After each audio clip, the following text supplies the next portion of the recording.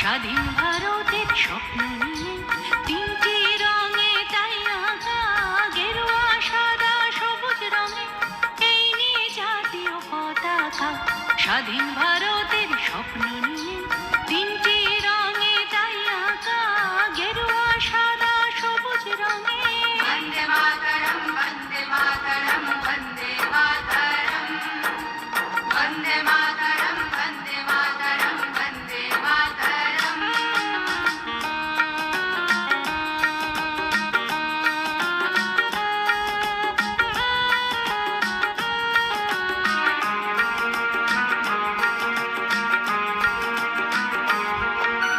গেরুয়া হলো ত্যাগের প্রতীক, সে রঙে রঞ্জিত সব নাগরিক। গেরুয়া হলো ত্যাগের প্রতীক, সে রঙে রঞ্জিত সব নাগরিক।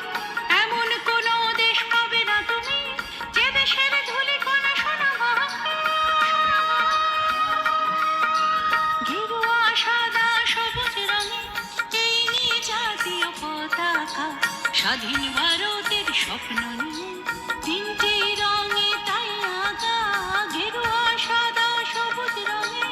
বন্দে মাতরম বন্দে মাতরম বন্দে মাতরম, বন্দে মাতরম বন্দে মাতরম বন্দে মাতরম। বিদ্যালয়ের ছাত্রীরা পুষ্পার্ঘ্য নির্মাণ করছে।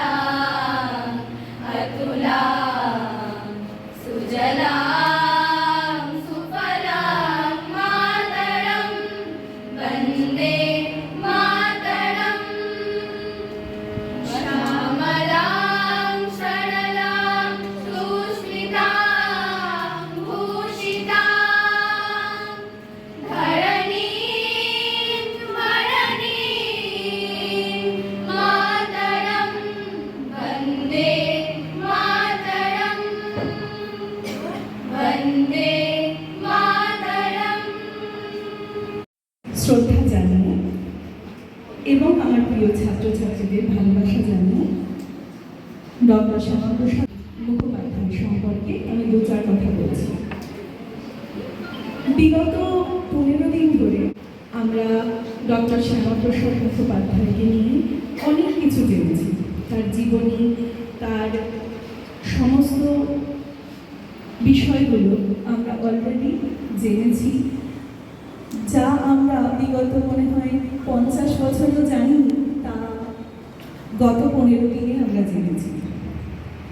এবং আমরা মানুষটিকে বিশদে চিনেছি, হয়তো নাম জানতাম, কিন্তু এত বিশদে জানতাম না যে এই মানুষটি আমাদের জন্য কী কী করেছেন, আমাদের দেশের জন্য কী কী করেছেন, এগুলো আমাদের জানা ছিল না। জীবন থেকে, তার জীবন চর্চা থেকে আমরা কী কী শিখতে পারি, যা আমাদের পরবর্তীকালে পাথেয় হতে পারে।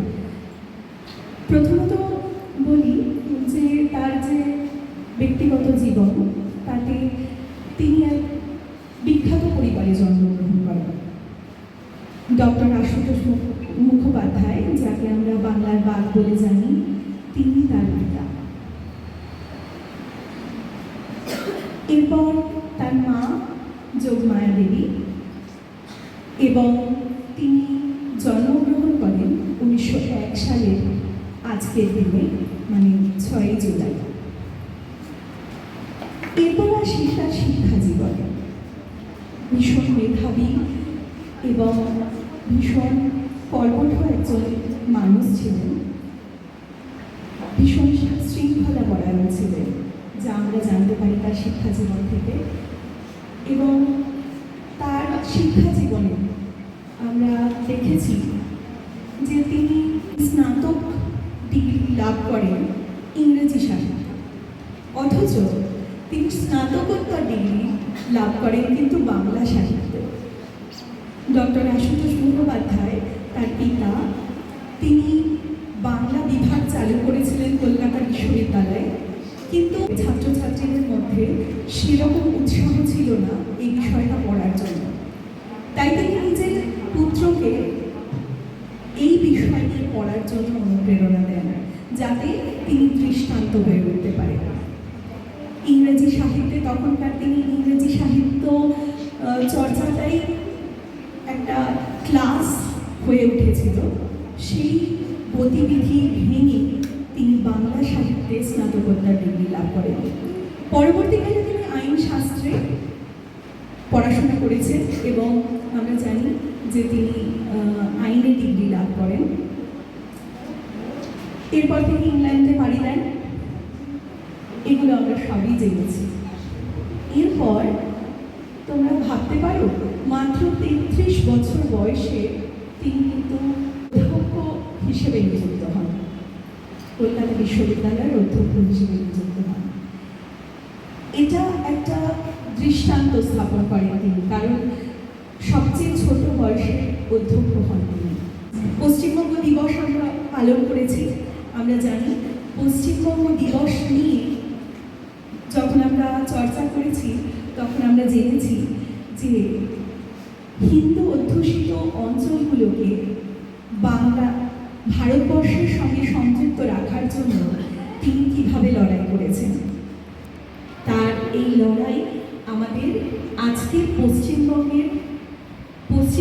কিন্তু এনে দিয়েছে, নাহলে হয়তো আমরা অন্য দেশের পেতাম। ভারতবর্ষের সঙ্গে সংযুক্ত থেকে পশ্চিমবঙ্গের যে রূপরেখা তিনি তৈরি করেছিলেন, সেটা আজ ডক্টর শ্যামাপ্রসাদের অন্যতম কীর্তি বলে আমাদের কাছে তুলে ধরা হয়েছে। সত্যি কথা বলার জন্য বুক চিতিয়ে উঠে দাঁড়িয়ে বলতে হয়, যেমন তিনি বলেছিলেন, এক দেশ, তার একই আইন কানুন হবে। এবং সবশেষে বলবো, তোমরা তার জীবন থেকে দেখে ভবিষ্যতে তোমরা সুনাগরিক হয়েও ভালো মানুষ হয়ে ওঠো, যেটা তার সবচেয়ে বড় গুণ ছিল। আজ তার 125তম জন্মদিবসে তার প্রতি অসীম শ্রদ্ধা জানিয়ে আমি আমার ছোট্ট বক্তব্য শেষ করছি। ধন্যবাদ।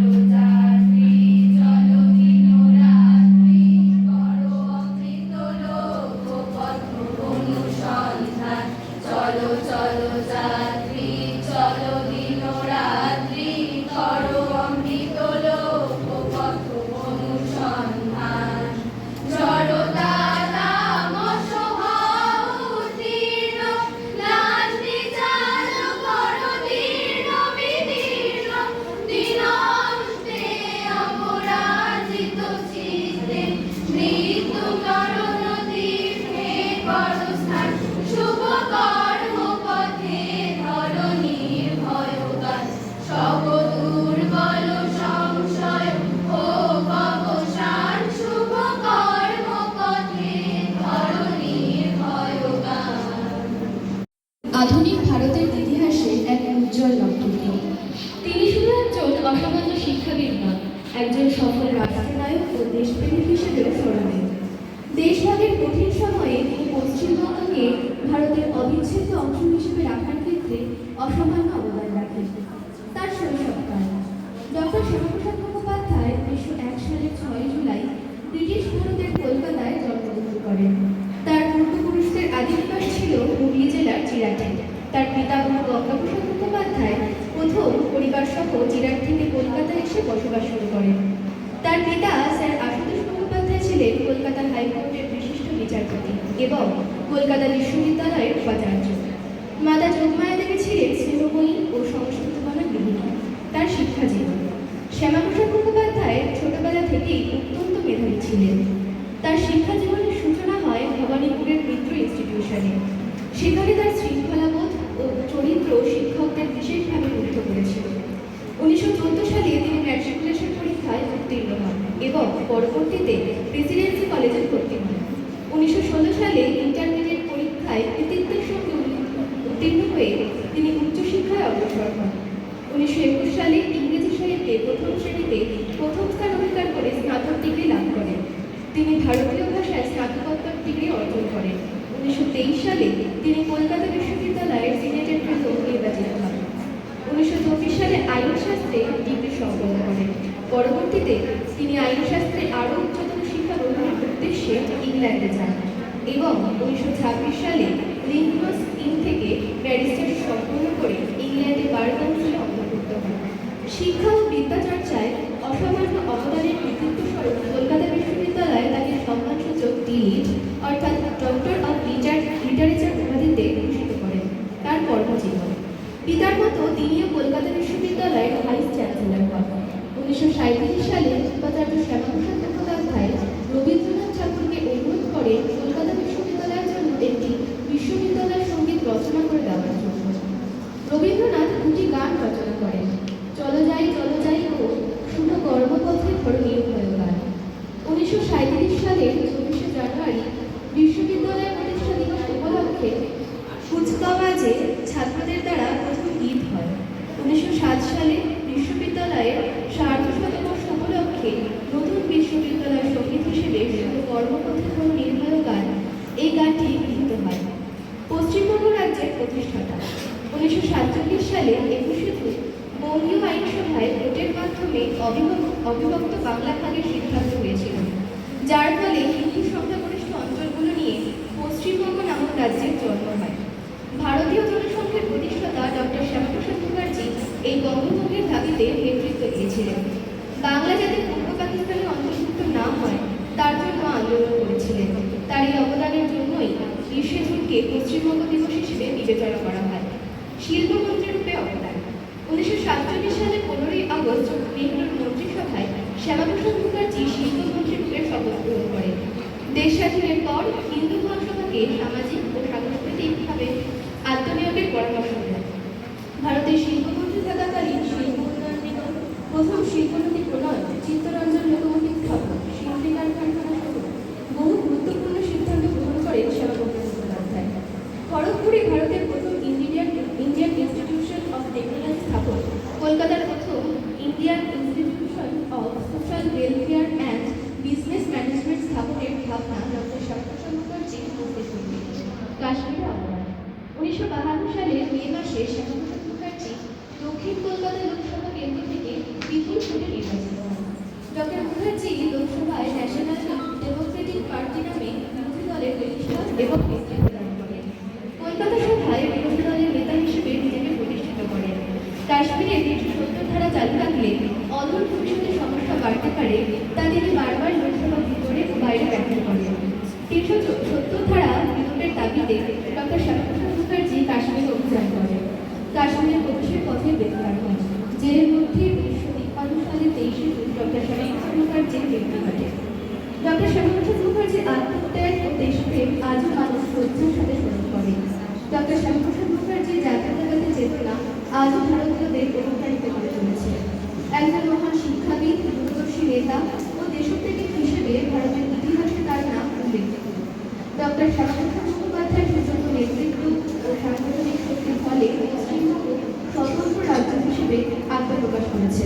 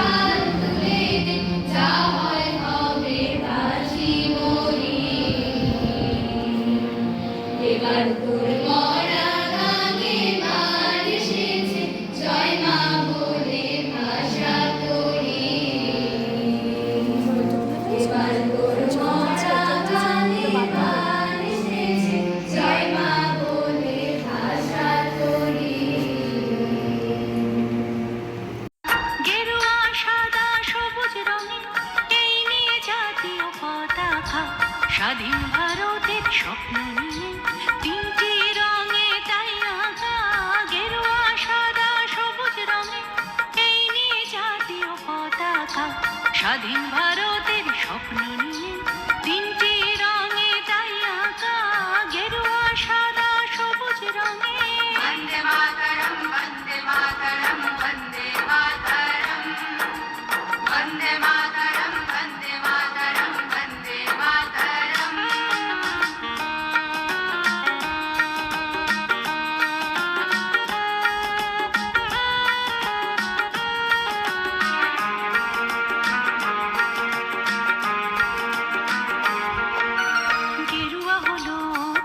প্রতীক সে রঙে রঞ্জিত সব নাগরিক গেরুয়া হলো ত্যাগের প্রতীক সে রঙে রঞ্জিত সব নাগরিক এমন কোন দেশ পাবে না তুমি যে দেশের ধুলি কণা সোনামা গেরুয়া সাদা সবুজ রঙে এই নিয়ে জাতীয় পতাকা স্বাধীন ভারতের স্বপ্ন